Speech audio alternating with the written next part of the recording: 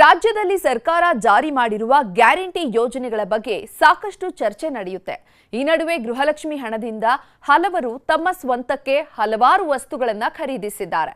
ಆದರೆ ಇಲ್ಲೊಬ್ಬರು ತಮಗೆ ಬಂದ ಗೃಹಲಕ್ಷ್ಮಿ ಹಣದಿಂದ ಸಾರ್ವಜನಿಕರಿಗೆ ಅನುಕೂಲ ಆಗುವಂತಹ ಕಾರ್ಯ ಮಾಡಿದ್ದಾರೆ.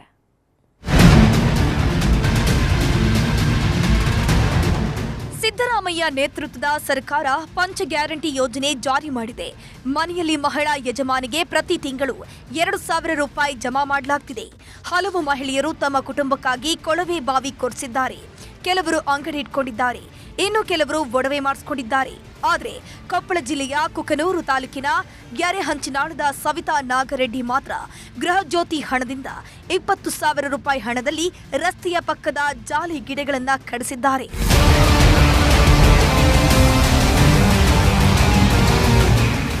ಯರೇಹಂಚಿನಾಳದಿಂದ ಕೋಟುಮಚಗಿ ಗ್ರಾಮಕ್ಕೆ ಸಂಪರ್ಕ ಕಲ್ಪಿಸುವ ರಸ್ತೆಯಲ್ಲಿ ಎಲ್ಲಿ ಬೇಕೆಂದರಲ್ಲಿ ಗುಂಡಿಗಳಿವೆ. ಇವುಗಳ ಮಧ್ಯೆ ರಸ್ತೆಯ ಇಕ್ಕೆಲೆಗಳಲ್ಲಿ ಜಾಲಿ ಗಿಡಗಳು ಬೆಳೆದು ಸಂಚಾರಕ್ಕೆ ಅಡ್ಡಿಯಾಗ್ತಿತ್ತು. ಈ ಕುರಿತು ನ್ಯೂಸ್ 18ನಲ್ಲಿಯೂ ವರದಿ ಬಂದಿತ್ತು. ತಮಗೆ ಜಮಾ ಆಗಿರುವ ಹಣದಿಂದ ಸಾರ್ವಜನಿಕರಿಗೆ ಅನುಕೂಲ ಆಗಲಿ ಅನ್ನೋ ಕಾರಣಕ್ಕೆ ಜಾಲಿ ಗಿಡಗಳನ್ನ ಕಡಿಸಲಾಗ್ತಿದೆ.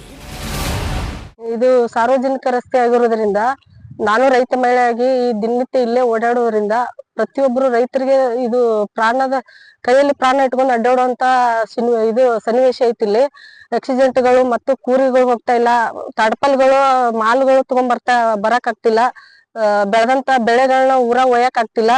ಕಂಟಿ ತುಂಬಾ ಬೆಳೆದಿರೋದ್ರಿಂದ ಭಯಾನಕವಾಗಿ ಗಾಡಿಗಳು ಇದ್ರಿಗೆ ಬಂದ್ರೆ ಕಾಣ್ತಾ ಇಲ್ಲ. ಅದ್ರಗೋಸ್ಕರ ನಾನು ಪ್ರತಿಯೊಬ್ರು ಗೃಹಲಕ್ಷ್ಮಿ ಯೋಜನೆನ ಎತ್ತು ತಗೊಂಡು ಬೋರ್ ಹಾಕಿಸಿ ಫ್ರಿಡ್ಜ್ ಏನೇನ ತಗೊಂಡು ಬಳಕೆ ಮಾಡಿದ್ದಾರೆ ಇವತ್ತಿನ ಕರ್ನಾಟಕ ರಾಜ್ಯದಲ್ಲಿ ಹೆಣ್ಮಕ್ಳು.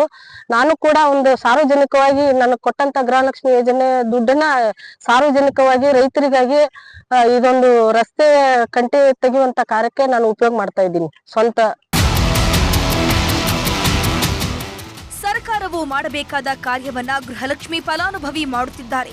ಗಿಡಗಳನ್ನ ಕತ್ತರಿಸಿ ಅಂತ ಮನವಿ ಮಾಡಿಕೊಂಡ್ರು ಜಿಲ್ಲಾಡಳಿತ ಗಮನ ಹರಿಸಿಲ್ಲ. ಈ ಗಿಡಗಳನ್ನ ಕಡಿಸಿದ್ದು ಒಳ್ಳೆದಾಯ್ತು ಎಂದಿದ್ದಾರೆ ಗ್ರಾಮಸ್ಥರು.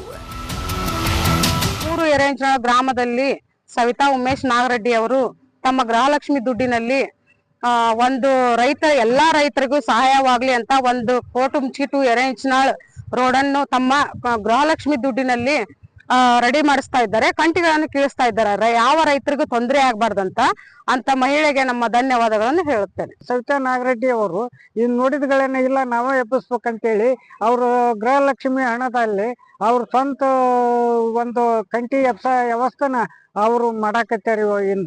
ಇವತ್ತು ಅವ್ರು ಮಾಡೋದಂದ್ರೆ ಅವ್ರಿಗೆ ಈ ಟಿವಿ ಮೂಲಕ ಅಭಿನಂದನೆ ಹೇಳ್ಬೇಕು. ಯಾಕೆ ಕಾರಣ ಅಂತಂದ್ರ ಇವತ್ತಿನ ಕಾಲದಾಗ ಇವತ್ತು ಹೆಣ್ಮಕ್ಳು ಗೃಹಲಕ್ಷ್ಮಿ ಹಣದಲ್ಲಿ ಇವತ್ತು ಒಂದು ಸ್ವಂತ ಇವತ್ತು ಬಂಗಾರ ತಗೊಂಡ್ರ, ಬೆಳ್ಳಿ ತಗೊಂಡ್ರ, ಆಮೇಲೆ ಸ್ವಂತ ಉಳುಮೆ ಮಾಡ್ಕೊಂಡ್ರ, ಬೋರ್ ಹಾಕ್ಸ್ಯಾರ, ಏನೆಲ್ಲ ಮಾಡ್ಕೊಂಡ್ರ, ವೈಯಕ್ತಿಕ ಮಾಡ್ಕೊಂಡ್ರ, ಸಾರ್ವಜನಿಕರಿಗೆ ಮಾಡಿದಾರೆ. ಯಾರನ್ನು ನಾ ಕಂಡಿಲ್ಲ. ಇವತ್ತು ಸಾರ್ವಜನಿಕರು ಇವತ್ತು ರೋಡ್ ಕಂಟಿ ವ್ಯವಸ್ಥೆ ಮಾಡಾಕತ್ತಾರಂದ್ರ ಅವತ್ತಿಗೆ ಅವ್ರಿಗೆ ಎಷ್ಟು ಅಭಿನಂದನೆ ಹೇಳಿದ್ರು ಕಡಿಮೆ ಅಂತ ನಾವು ಬಯಸ್ತೀನಿ ಈ ಮೂಲಕ. ಯಲಬುರ್ಗಾ ಶಾಸಕರು ಆಗಿರುವ ಸಿಎಂ ಆರ್ಥಿಕ ಸಲಹೆಗಾರ ಬಸವರಾಜ ರಾಯರೆಡ್ಡಿ ಅವರು ತಮ್ಮ ಕ್ಷೇತ್ರದಲ್ಲಿ ಒಂದೇ ಒಂದು ಗುಂಡಿ ಇಲ್ಲದ ರಸ್ತೆಗಳಿಲ್ಲ ಅಂತ ಹೇಳಿದ್ರು. ಆದರೆ ಶಾಸಕರು ಮಾಡದೇ ಇರುವ ಕೆಲಸವನ್ನ ಓರ್ವ ಮಹಿಳೆ ಮಾಡಿದ್ದಾರೆ ಅನ್ನೋದು ವಿಶೇಷ. ಶರಣಪ್ಪ ಬಾಚಲಾಪುರ, ನ್ಯೂಸ್ 18 ಕೊಪ್ಪಳ.